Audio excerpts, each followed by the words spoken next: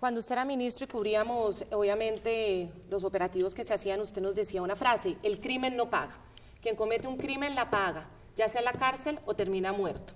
Por eso yo creo que también muchos colombianos se preguntan precisamente si este proceso de paz realmente los criminales van a pagar o gracias a sus acciones van a tener ventajas sobre los ciudadanos que nunca han cometido un crimen.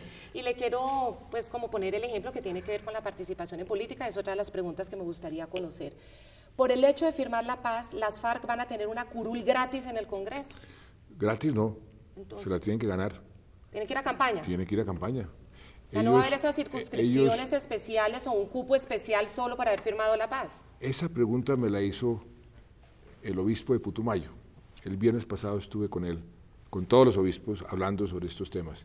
Y me dijo, la gente está muy asustada porque las van a someter con esas circunscripciones especiales en las zonas de conflicto a que voten por los candidatos de las FARC.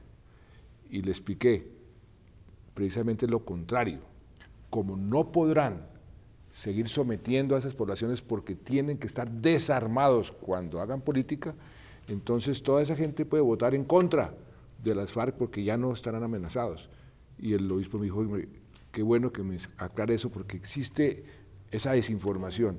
Es muy importante aclarar ese punto. Que hay unas circunscripciones que se las vamos a dar a dedo a las FARC. Eso no es cierto. Lo que se acordó es que habrán elecciones de representantes a la Cámara en esas zonas de conflicto adicionales a los que se eligen esos departamentos, en donde la gente podrá elegir la gente que ellos quieran, sin el sometimiento, sin el yugo del fusil que las FARC les ha tenido durante tantos años.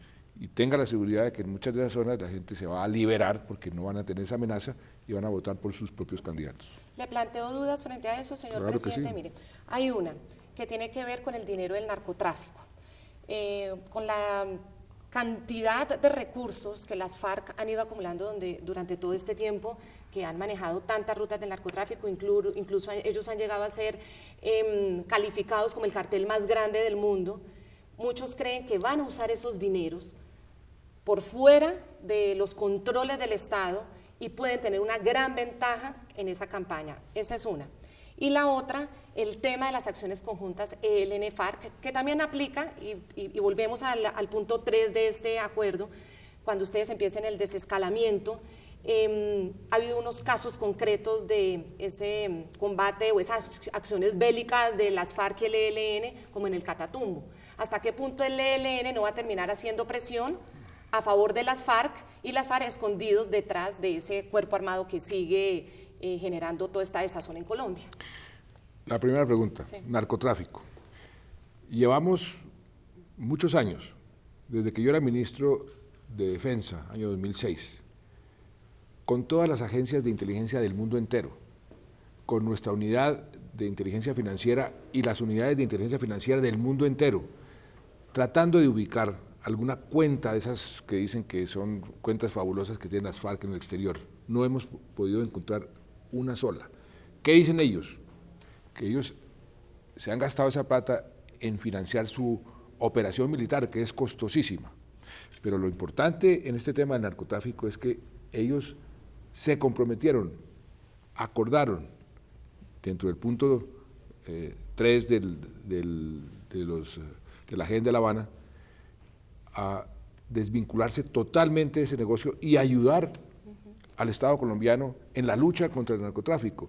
Entonces, si algunos los llaman el primer cartel, y con cierta razón, del mundo, porque se han financiado el narcotráfico, si en lugar de estar disparando con francotiradores a nuestros erradicadores o poniendo minas en los cultivos ilícitos, nos ayudan a sustituirlos por cultivos lícitos y a destruir las rutas del narcotráfico, el beneficio de eso para el país, que el narcotráfico ha sido el combustible de toda nuestra violencia. Imagínense el cambio. Y cuando acordamos eso, me llamó el secretario general de Naciones Unidas, el secretario de Estado de Estados Unidos, me llamó varios de los presidentes, me llamaron de Europa, y dicen, qué maravilla que hayan logrado semejante paso. O sea que en el punto del narcotráfico, la paz va a tener un dividendo altísimo.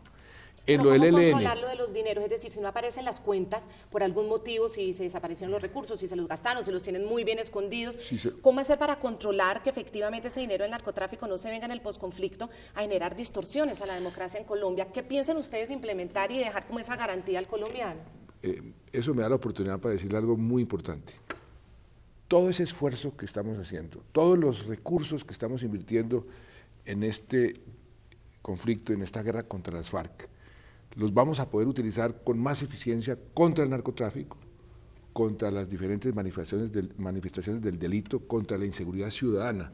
Vamos a tener muchísimos recursos, capital humano, tenemos las mejores Fuerzas Armadas de nuestra historia en este momento, que las vamos a poder utilizar contra las otras expresiones de violencia, del delito, del crimen. O sea que el dividendo en materia de seguridad para los colombianos es también altísimo. Y le respondo la segunda pregunta, el ELN. Las acciones bélicas conjuntas FARC y ELN, como pasó hace pocos días contra el ELN en el Catatumbo, cuando aterrizó un helicóptero y lo hicieron, pues lo explotaron cuando estaba aterrizando. Las fuerzas militares dijeron son las FARC y resultó que el ELN se lo adjudicó. No, contra el ELN seguirán todas las acciones ofensivas con toda su contundencia, y si las FARC en algún momento están aliadas con el ELN, pues también serán sometidas a la contundencia de nuestras fuerzas militares. Ahí no hemos bajado la guardia ni bajaremos la guardia un solo centímetro, de manera que si quieren exponer sus vidas en esas operaciones, pues eso sí es riesgo de ellos, pero tengan la seguridad de que nosotros no vamos a bajar la guardia bajo ningún punto de vista en nuestras acciones ofensivas contra el ELN. En cuanto al punto del desescalamiento, le quiero hacer una pregunta también muy práctica.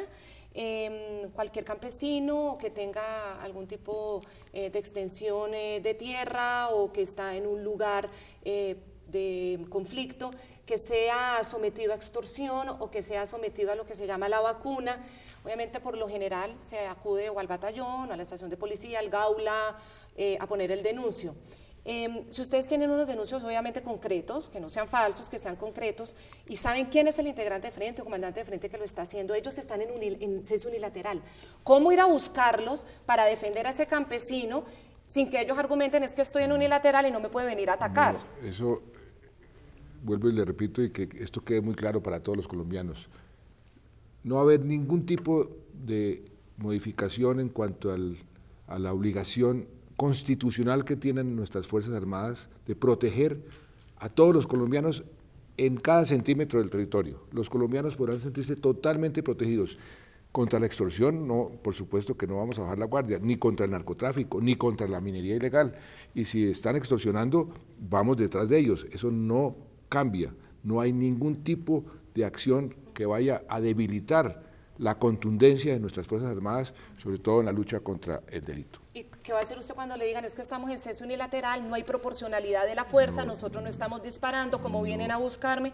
Bueno, como pasó con la masacre de los 11 soldados en La Esperanza, presidente, ellos argumentaron que el paso de la tropa era una acción ofensiva y los masacraron. Le voy a leer, Claudia, parte de lo que se acordó del comunicado.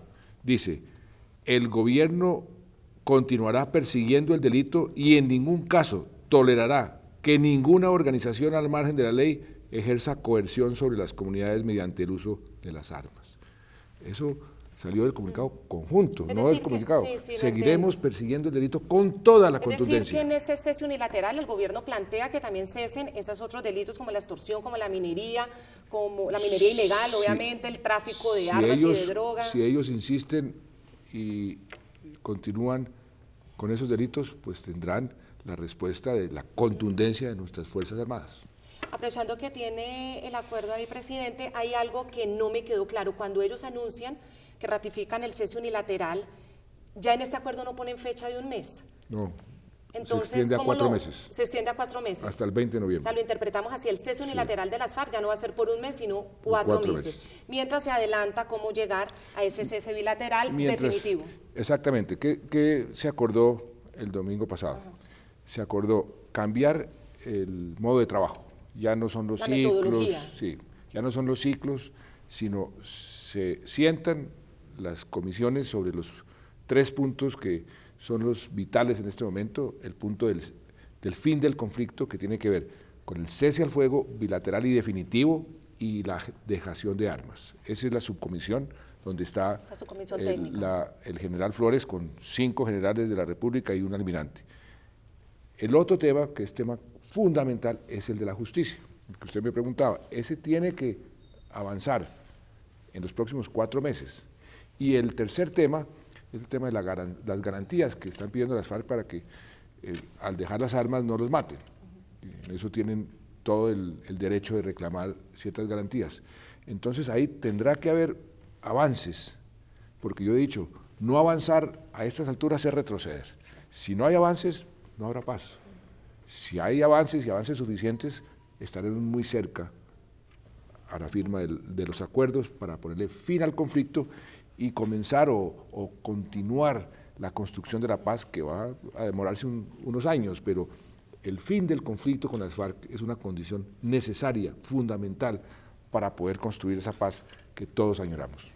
Pasemos a ese punto entonces del cese bilateral definitivo, que es bien importante, porque digamos que también está dentro de esta coyuntura y este compromiso que queda en ese acuerdo, que es ya acelerar la forma de encontrar el acuerdo del cese bilateral definitivo.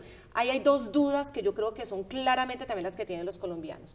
¿Sigue siendo inamovible el tema de la concentración?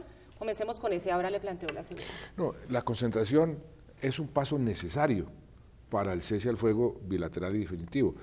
La propuesta del expresidente Uribe es una propuesta sensata, en el sentido de que tenemos que pasar por ahí.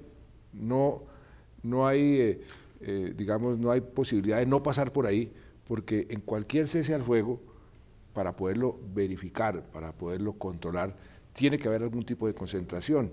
Hay que negociar dónde, en qué regiones y cuáles son las garantías, pero eso es un paso necesario. Es como cuando uno va a manejar, pues hay que ponerle gasolina al automóvil, si no, no arranca. Pero ellos están dispuestos a someterse a un censo, a que los cuenten, a que los identifiquen a todos, a contarle las armas, porque también pues, por cada hombre hay diferentes cálculos, hay organizaciones que dicen que hay 3 por cada hombre, otros 4, es decir, ¿están dispuestos a ser parte de ese proceso? Por supuesto, porque de otra forma, entonces, ¿cómo es que van a dejar las armas? Porque nosotros, ese es otra de los límites, no hay la menor posibilidad que ellos puedan hacer política con armas. Ese es otro de los límites, de las líneas rojas que he dicho yo. Entonces, para poder verificar eso, para poder controlar eso, pues tienen que pasar por ese proceso. Eso es una condición fundamental. Entonces, la respuesta es sí. Sí, es decir, va a haber puntos de concentración. Sí. Para terminar, presidente, también frente a esos tiempos, obviamente los tiempos del proceso de paz, entendemos, pues no se pueden detener, pero viene un proceso electoral nuevamente en Colombia, que es el regional. Presidente, de todo corazón, ¿es que ustedes los políticos nos sometieron a todos los colombianos a esta disyuntiva de enemigos o amigos de la paz? ¿Va a volver a pasar eso? ¿Usted de Palacio va a tratar de que en esta campaña electoral no vuelva esta estigmatización tan dura para todo el mundo? ¿Usted es amigo de la paz o enemigo de la paz? Por eso, le va a tender esa manito a quienes han tenido estas dudas, diferencias, críticas al proceso de paz sin tildarlo de enemigos de la paz. Yo estoy más que dispuesto, como se lo dije al principio. Yo creo que usted no es enemiga de la paz, como mucha gente le dice. Yo creo que usted tiene dudas y muchos colombianos tienen dudas, y por eso estoy sentado con usted para aclararle cualquier duda que tenga, cualquier duda, porque yo estoy absolutamente convencido que estamos haciendo lo correcto, que hemos hecho las cosas bien, que estamos cerca a lograr esa paz, que no podemos desaprovechar esta oportunidad. El mejor negocio que puede hacer Colombia por muchas generaciones es lograr esa paz. Y yo espero realmente que no haya enemigos de la paz, que si hay gente con dudas, yo o todo el equipo, todos mis negociadores, todos los que están interesados en la paz, estoy seguro que estarán interesados en sentarse a aclarar esas dudas, porque yo creo que el país necesita en este momento es unirse, todo el país, en torno a semejante propósito, que es el más noble, el más grande de cualquier sociedad, que logra la paz después de 50 años de guerra. Pues, presidente, de verdad que le agradezco mucho esta conversación muy amable. Yo creo que es un ejemplo de que podemos tener diferencias, posturas muchas veces muy fuertes, pero los colombianos que nunca hemos alzado un arma, tenemos que estar haciendo parte de la reconciliación y no dando espectáculos, sobre todo a quienes están interesados en matar, en asesinar y que todavía no nos han pedido perdón. Ojalá en estos 4 meses, presidente, usted tenga esas manifestaciones de las FARC de verdad de querer reconciliarse con la Colombia que ha sufrido tanto. Mucha suerte, la necesita Colombia, la necesitamos todos. Muchas gracias. No, gracias, Claudia, por esta oportunidad. Créame que estamos cerca de convertir ese miedo que sentimos en una esperanza de un mejor futuro, y eso es lo que yo quiero para los colombianos. Y gracias por tolerar mis trinazos. No.